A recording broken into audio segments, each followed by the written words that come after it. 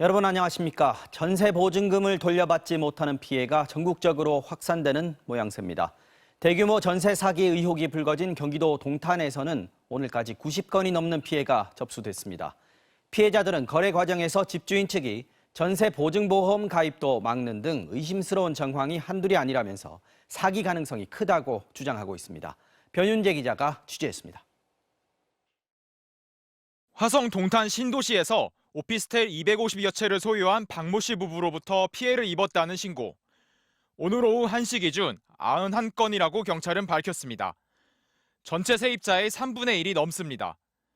역시 인근 오피스텔 40여 채를 갖고 있다 파산 신청을 한 지모 씨에게 당했다는 신고도 3건이 접수됐습니다.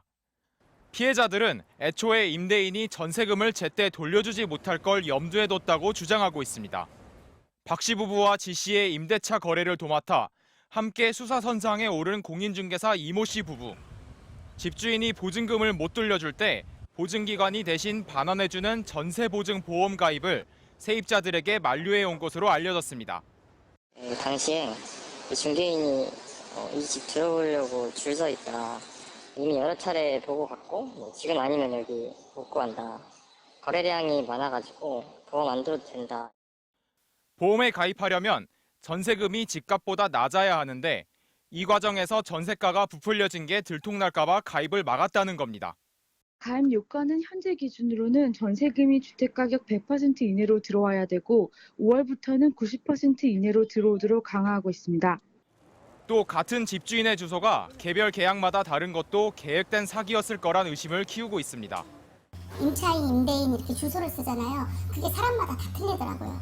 그 부분도 굉장히 지금 의심스러운 상황이고요.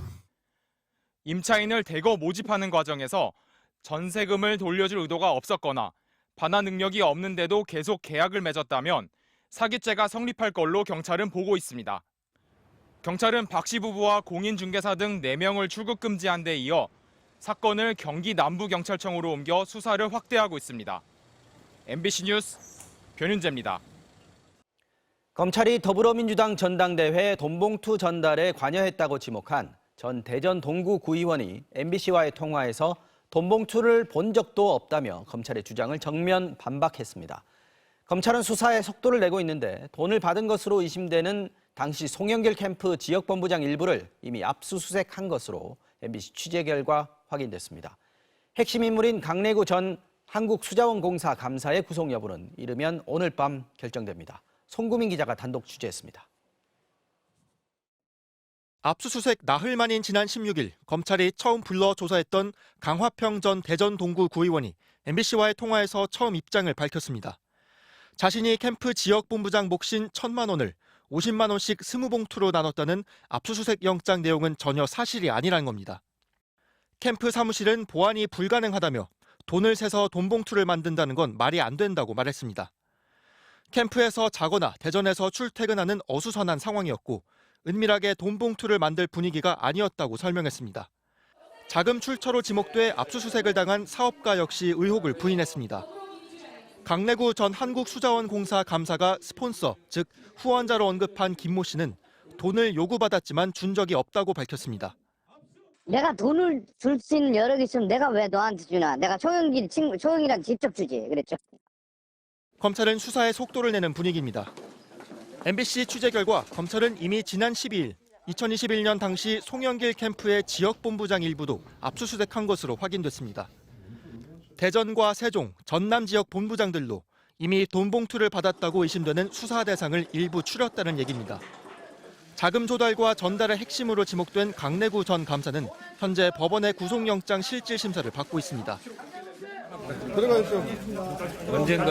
언젠가는 말할 날이 있겠죠. 오늘은 성실히 받겠습니다. 강 전 감사는 강화평 전 구의원과 압수수색 당일과 검찰 조사 전 2차례 통화한 것으로 파악됐는데 검찰은 말을 맞추려 한 것으로 의심하고 있습니다. 강 전 감사의 구속 여부는 이르면 오늘 밤, 늦어도 내일 새벽에는 결정될 전망입니다. MBC 뉴스 송구민입니다.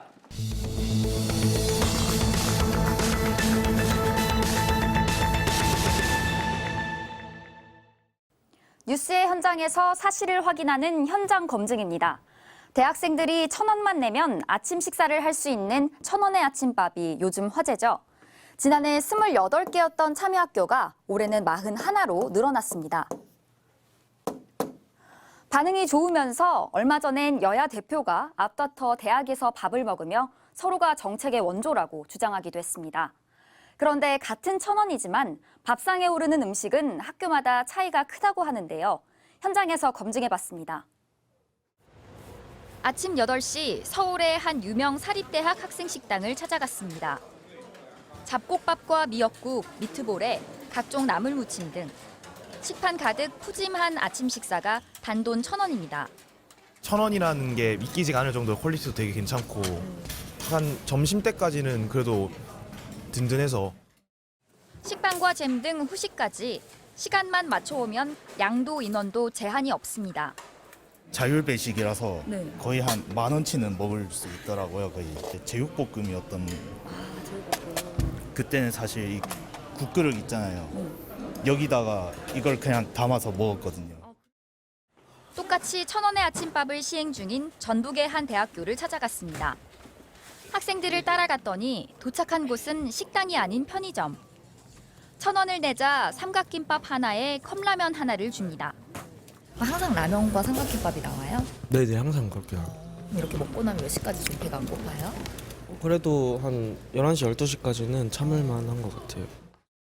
1,000원에 이 정도 나오는 것도 감사하지만 푸짐한 식사가 나오는 학교가 부러운 건 어쩔 수 없습니다. 저희 학교 빼고 다 일반식 제공하더라고요, 국립대는. 아 진짜요? 전 다 컵라면 주는 줄 알았는데 그 밥을 주는 거예요? 진짜 밥? 네, 밥 그냥 학식. 이마저도 하루 70개 한정이라 조금만 늦어도 빈손으로 발길을 돌립니다. 다 소진됐다 그래가지고 네, 배가 고파서 밥을 먹고 싶었는데 그냥 수업 가야 될 것 같습니다. 전남의 한 대학교도 편의점에서 김밥 한 줄에 음료수 하나를 주고 있습니다. 학생 식당은 운영업체가 수익이 나지 않는다며 문을 닫아 학생들은 김밥을 들고 먹을 곳을 찾아다닙니다. 사람들도 그냥 지나가고 하니까 좀 먹을 때 부끄럽다고 해야 되나?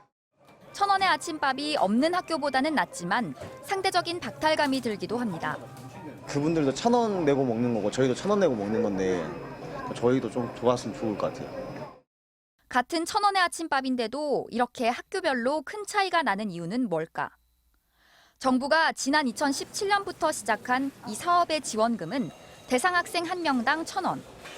일반 식사 준비에 재료비와 인건비 등으로 5, 6천 원은 드는데 지원금과 학생이 내는 1,000원씩을 제외한 나머지는 모두 학교가 부담해야 합니다.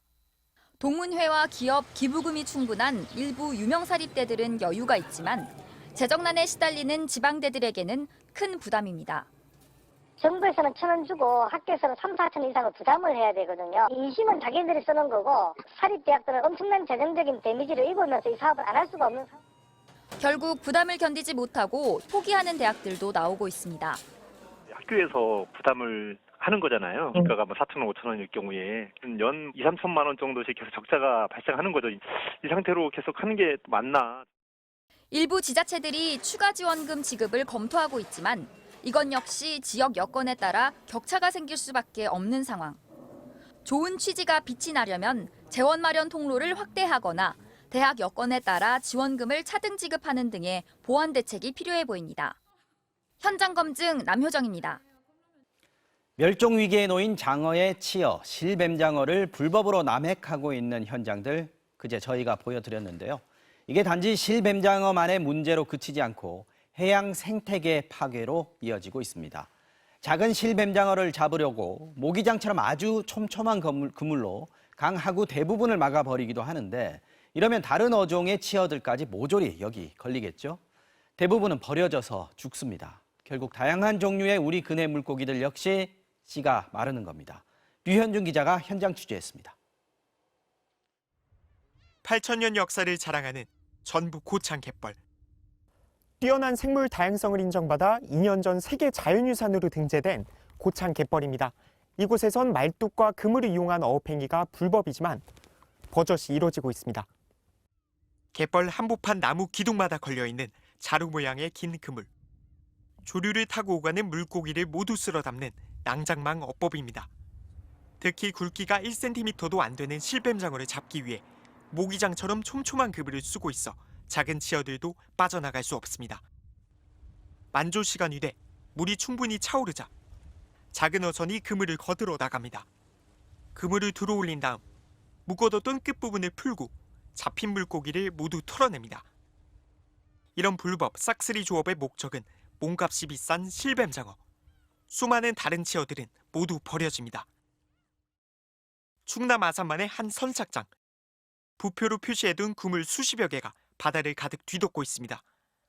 강 어구로 들어오는 물길을 마치 장벽처럼 막고 있는데 모두 실뱀장어를 잡기 위해 고정시켜두는 정치망입니다. 조업구역도 방식도 모두 불법입니다. 실뱀장어 불법 조업 단속 현수막이 붙어 있습니다. 하지만 바다에는 그물을 매단 부표들이 한가득 떠 있고요. 지금은 밀물이 들어오고 있어서 실뱀장어가 걸려드는 시간입니다. 썰물이 빠져나간 갯벌 안쪽으로 들어가 봤습니다. 여기저기 펼쳐진 그물들이 다음 물때를 기다리고 있습니다. 끝을 묶어둔 끈을 풀어보니 내버려둔 치어들이 말라가고 있습니다. 실뱀장어 불법 어획 탓에 어족자원 전체가 피해를 입고 있는 겁니다. 잡은 실뱀장어는 수확해서 양식장으로 보내지만 그 외의 해양 생물들을 모두 폐기하기 때문에 그 지역 해양 생태계가 굉장히 형편화되고 있고요. 불법 어획을 막을 해법은 수십 년째 단속 강화뿐입니다. 정부는 2년 안에 어획 확인서 제도를 도입해 해결하겠다는 계획입니다. 어획 위치나 일시, 어획량 같은 것들이 기록이 되고 발급된 수산물만 이제 유통이 될 수 있도록 해서 불법 어획 수산물이 유통이 되기 어려운 환경을 만들도록. 하지만 이 역시 불법 유통 단속 없이는 정착시키기 어려운 만큼 우선 유명무실한 단속부터 바로잡는 게 필요해 보입니다. MBC 뉴스 류현준입니다.